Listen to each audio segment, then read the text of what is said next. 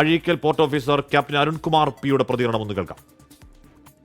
86-2 IMO number, call sign S6AB2 ആണ്. കൊളംബോയിൽ നിന്നും ബോംബെക്ക് അടുത്തുള്ള നവാഷേവ എന്ന് പറയുന്ന സ്ഥലത്തേക്ക് പുറപ്പെട്ട കണ്ടെയ്നർ കപ്പലാണ്. അതിലുള്ള ക്രൂ 22 ക്രൂ ആണ്. പ്രാഥമിക ഇൻഫോർമേഷൻസിൽ നമുക്ക് ഇന്ത്യക്കാരും തന്നെ ഇല്ല എന്നാണ് അറിയാൻ കഴിഞ്ഞിട്ടുള്ളത്. ആ ക്രൂവിൻ്റെ അകത്ത് ചൈനീസും മ്യാൻമാറും ഇന്തോനേഷ്യനും അതേപോലെ തായ്ലാൻഡിലുള്ള മൊത്തം 22 പേരാണുള്ളത്. ഏകദേശം നമ്മുടെ കണ്ണൂർ ലൈറ്റ് ഹൗസിൽ നിന്നും 230 ഡിഗ്രിയിൽ നമ്മൾ നോക്കുകയാണെങ്കിൽ 44 നോട്ടിക്കൽ മൈൽ അകലെയാണ് ഈ അപകടം ഉണ്ടായത്. അതിന് നമ്മൾ പൊസിഷൻ എന്ന് പറയുമ്പം 11 ഡിഗ്രി 32 നോർത്തും 74 ഡിഗ്രി 37.8 ഈസ്റ്റും ആണ് ഈ പൊസിഷൻ. ഒന്നും കൂടി ഞാൻ പറയാം, 11 ഡിഗ്രി 32 നോർത്തും 74 ഡിഗ്രി 37.8 ഈസ്റ്റുമാണ്. ഈ 269 മീറ്റർ നീളമുള്ള വാൻഹായ് 503 എന്ന് പറയുന്ന കപ്പലിൽ അതിൻ്റെ ചരക്കുകളിൽ 4 ടൈപ്പിലുള്ള ഡേഞ്ചറസ് ഗുഡ്സ് ഉണ്ട്. സാധാരണ എല്ലാ കണ്ടെയ്നറിലും കപ്പലുകളിലും ഇങ്ങനെയുള്ള ഡേഞ്ചറസ് ഗുഡ്സുകൾ ഉണ്ടാവും. അതിന് ക്ലാസ് 3, ക്ലാസ് 4.1, 4.2 അതേപോലെ തന്നെ 6.1 ആണ്. പൊതുജനങ്ങളുടെ അറിവിലേക്കായി പറയുകയാണെങ്കിൽ ക്ലാസ് 3 എന്ന് പറയുന്നത് IMDG എന്ന് പറയുന്നത് ഇന്റർനാഷണൽ മാരിടൈം ഡേഞ്ചറസ് ഗുഡ്സ് ആണ്. അതിൽ ക്ലാസ് 3 എന്ന് പറയുന്നത് തീ പിടിക്കാൻ സാധ്യതയുള്ള ദ്രാവകങ്ങളാണ്, അതായത് ഫ്ലെയിമബിൾ ലിക്വിഡ് ആണ്. അതേപോലെ ക്ലാസ് 4.1 എന്ന് പറയുന്നത് ഫ്ലെയിമബിൾ സോളിഡ് ആണ്, അതായത് തീപിടിക്കാൻ സാധ്യതയുള്ള ഖരവസ്തുക്കളാണ്.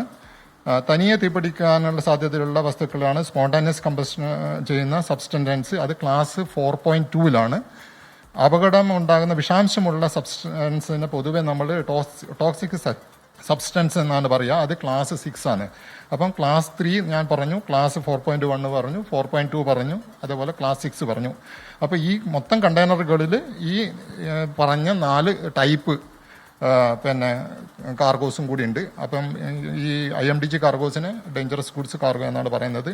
നമ്മൾ കേരള മാരിടൈം ബോർഡ് ചെയർമാനും അതേപോലെ തന്നെ കേരള മാരിടൈം ബോർഡിൻ്റെ ചീഫ് എക്സിക്യൂട്ടീവ് ഓഫീസറും ഡെപ്യൂട്ടി ഡയറക്ടർ പോർട്ടും അതേപോലെ തന്നെ അഴീക്കലുള്ള ഉദ്യോഗസ്ഥരും എല്ലാം തന്നെ കോസ്റ്റ് ഗാർഡുമായിട്ട് നമ്മൾ ഈ രക്ഷാപ്രവർത്തനങ്ങൾ നമ്മൾ വീക്ഷിച്ച് വരികയാണ്. അപ്പം പ്രധാനമായിട്ടും നമ്മൾ പ്രതീക്ഷിക്കുന്നത് എന്താണെന്ന് വെച്ചാൽ, കോസ്റ്റ് ഗാർഡുമായിട്ട് പ്രതീക്ഷിക്കുന്നതെന്ന് വെച്ചാൽ ഏറ്റവും അടുത്തുള്ള കോസ്റ്റ് ഗാർഡ് സ്റ്റേഷൻ അത് ബേപ്പൂരാണ്. അപ്പം ബേപ്പൂർ നമ്മൾക്ക് കേരള മാരിടൈം ബോർഡിൻ്റെ പോർട്ടുണ്ട്. അപ്പോൾ എല്ലാവിധ സൗകര്യങ്ങൾക്കും വേണ്ടിയിട്ട് നമ്മൾ ബേപ്പൂർ പോർട്ടിനെ റെഡിയാക്കുകയാണ്.